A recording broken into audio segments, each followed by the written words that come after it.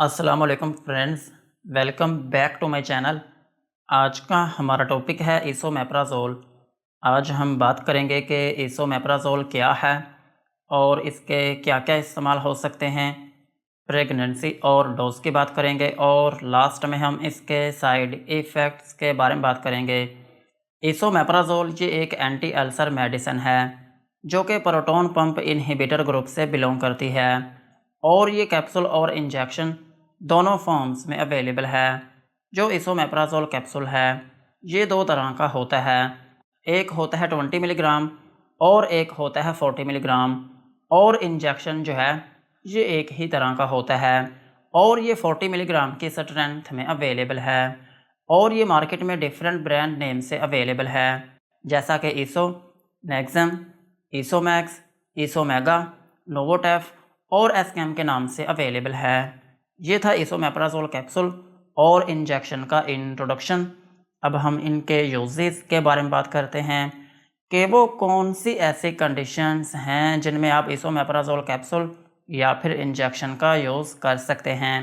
इसोमेप्राज़ोल capsule को आप gastric ulcer में यूज़ कर सकते हैं। अगर आपके मैदे में अल्सर्स हैं या फिर आपके मैदे में ज़ख़म हैं तो फिर इस कंडीशन में आप इसोमेप्राज़ोल कैप्सूल या फिर इंजेक्शन का यूज़ कर सकते हैं। और सेम इसी तरह आप इसको ड्यूडिनल अल्सर्स में भी यूज़ कर सकते हैं। अगर आपकी छोटी आंत में ज़ख़म है तो फिर इस कंडीशन में भी आप इसोमेप्राज़ोल कैप्सूल या फिर इंजेक्शन का यूज़ कर सकते हैं। और इसोमेप्राज़ोल को आप एनसेड associated gastric and duodenal ulceration में भी यूज़ कर सकते हैं।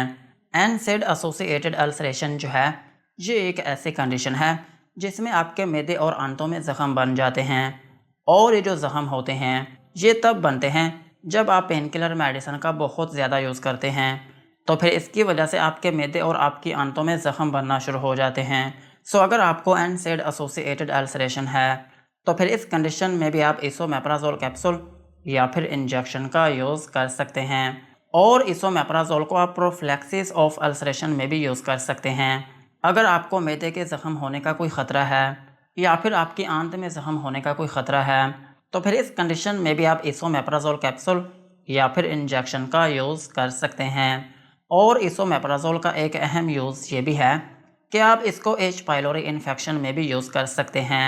एच पाइलोरी इन्फेक्शन जो है ये एक बैक्टीरियल इन्फेक्शन है जो कि आपके मैदे में हो सकती है और अगर ये आपके मैदे में होती है तो फिर इसकी वजह से आपके मैदे में अल्सर्स बनना शुरू हो जाते हैं और फिर इसकी वजह से आपको उल्टी या फिर मतली रहना शुरू हो जाती है और आपके पेट में गैस बनना शुरू हो जाती है और आपको भूख की कमी होना शुरू हो जाती है और आपका मैदा जो है वो हर टाइम डिस्टर्ब रहना शुरू हो जाता है। और इसकी एक अहम अलामत ये भी होती है कि इसकी वजह से आपका वज़न जो है वो कम होना शुरू हो जाता है। सो अगर आपके मैदे में एच पाइलोरी इन्फेक्शन है तो फिर इस कंडीशन में भी आप इसोमेप्राज़ोल कैप्सूल या फिर इंजेक्शन का यूज़ कर सकते हैं। और इसोमेप्राज़ोल को आप रिफ्लेक्स एसोफेजाइटिस में भी यूज़ कर सकते हैं।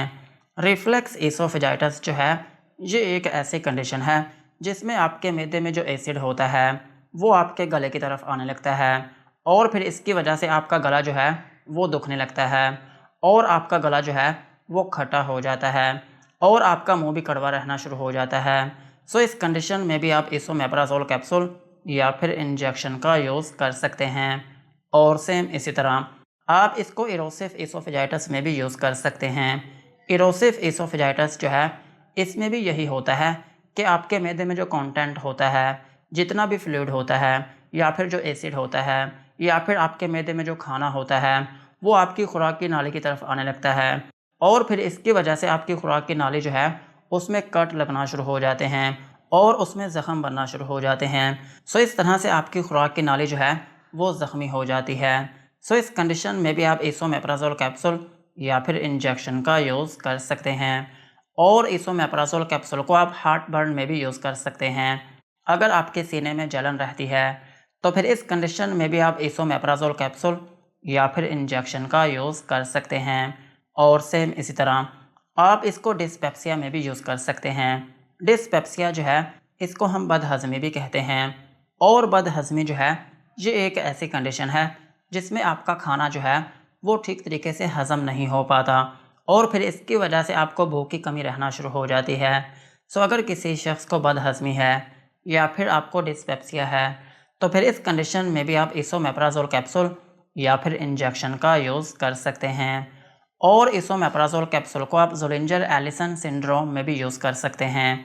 ज़ोलिंजर एलिसन सिंड्रोम जो है ये एक ऐसी कंडीशन है जिसमें आपके मैदे में रसौली बन जाती है और ये जो रसौली होती है ये आपके मैदे में एसिड जो है वो बहुत ज़्यादा करना शुरू कर देती है, जिसकी वजह से आपके मैदे में अल्सर्स बनना शुरू हो जाते हैं और आपका मैदा जो है वो ख़राब रहना शुरू हो जाता है और आपको भूख की कमी होना शुरू हो जाती है। सो इस कंडीशन में भी आप इसोमेप्राज़ोल कैप्सूल या फिर इंजेक्शन का यूज़ कर सकते हैं। ओवरऑल अगर हम बात करें तो इसोमेप्राज़ोल कैप्सूल और इंजेक्शन जो है ये आपके मैदे की एक मेडिसिन है।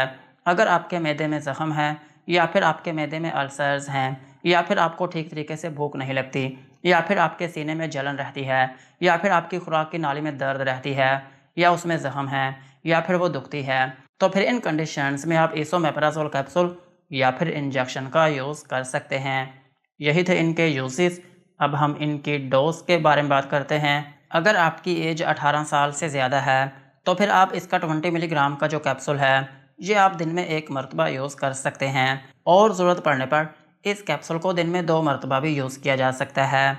और इसका 40 मिलीग्राम का जो कैप्सूल है ये दिन में 1 ही मरतबा यूज़ किया जाता है। और इस कैप्सूल को यूज़ करने का जो तरीका है वो ये होता है कि आपने इस कैप्सूल को खाली पेट यूज़ करना होता है।